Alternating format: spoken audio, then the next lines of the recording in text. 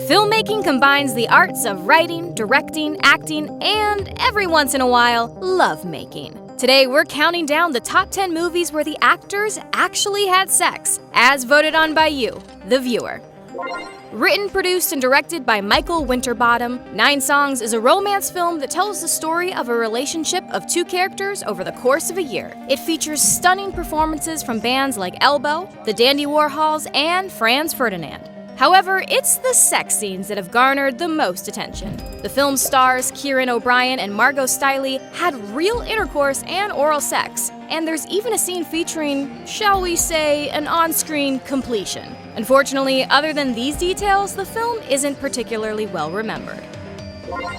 Acclaimed director Lars von Trier has made many an uncompromising film in his time. However, the first film he made after his notorious call to arms, the Dogma 95 Manifesto, was The Idiots. It follows a group of Danish teens who decide to act on their innermost idiot impulses. The movie features several scenes of unsimulated sex. It also features large orgy sequences that are simulated because, organizing actual massive orgies is really hard.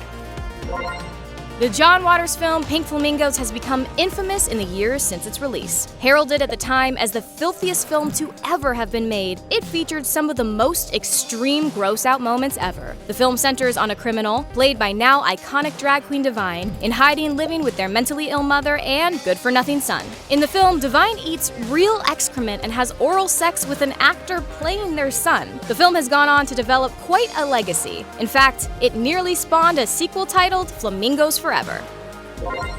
Melvin Van Peebles was a man who didn't like taking orders, so much so that he walked away from a studio contract in order to make his own film, one where the African-American protagonist didn't have to die in the end. He used his own money, as well as wrote, directed, starred, and had real sex for the film. It's a hard-hitting crime film about an urban Robin Hood. The film was so successful that it essentially birthed the blaxploitation genre.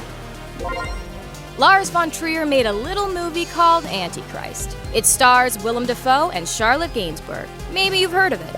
It follows a couple as they attempt to come to terms with the death of their child. It's not an easy movie to watch. Following in the tradition of von Trier, the film features unsimulated sex. While it is the Dafoe and Gainsbourg characters engaging in these acts, it's not actually them. It's body doubles. Maybe someday von Trier will get a major star to be as committed to the act of filmmaking as he wants, but it wasn't this film.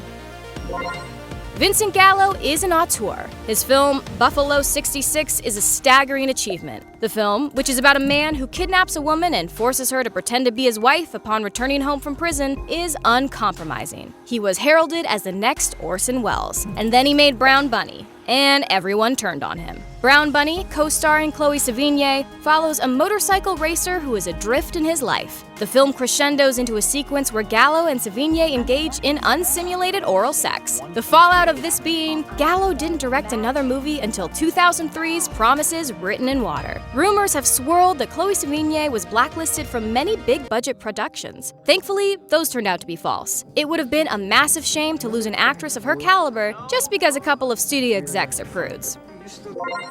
Caligula, the historical figure, has something of a reputation. The whole sex party thing. Penthouse magazine founder Bob Guccione has something of a reputation too. So, why not throw them together? 2 great tastes that taste great together, right? That's exactly what Mr. Guccione thought as well. He decided to make an epic historical fiction film that would tell the story of Caligula featuring an all-star cast. Helen Mirren, Peter O'Toole, Malcolm McDowell, and legions of other stars turned up for the film. While they didn't actually have sex on screen, many other performers did in actual orgy sequences. Little Ashes follows the life and romance of the iconic painter Salvador Dali during his time in Madrid. The film stars Javier Beltran, Matthew McNulty, and Robert Pattinson? Yeah, didn't see that one coming, did you? Purportedly, during a scene where Dali is having some good times, Pattinson touched himself to make the climax of the scene as real as possible. When asked about it, Pattinson said, "Faking the scene just doesn't work. My face is recorded for eternity." Gaspar Noé is an extreme filmmaker. In fact, he's one of the founding members of the French New Extremists movement. He's directed films like Irreversible and Enter the Void. Well, in 2015, he decided to make a film in 3D about sex, featuring real sex, called Love. The film stars Carl Glessman and Omi Moyak, who, at the time of filming, were a real-life couple. The ultimate result of the film feels more like Mr. No was more interested in filming sex scenes in 3D than in making a cohesive narrative. However, if that's what he was going for, he absolutely succeeded. And here we are, the granddaddy of them all, Nymphomaniac. Our old friend Lars von Trier's sexual epic has landed at number 1. The film stars Stacey Martin. It follows a woman over the course of her life and details her various sexual relationships. This movie has loads of real sex. During the press tour for the film, Shia LaBeouf said that he participated in said unsimulated sexual encounters. Ultimately, it came out that he wasn't actually involved in them. His body was CGI'd on top of other performers. Even so, he's undeniably the most famous person to be involved in a sequence like this. And on that note, check back next time to find out what else is rank-worthy.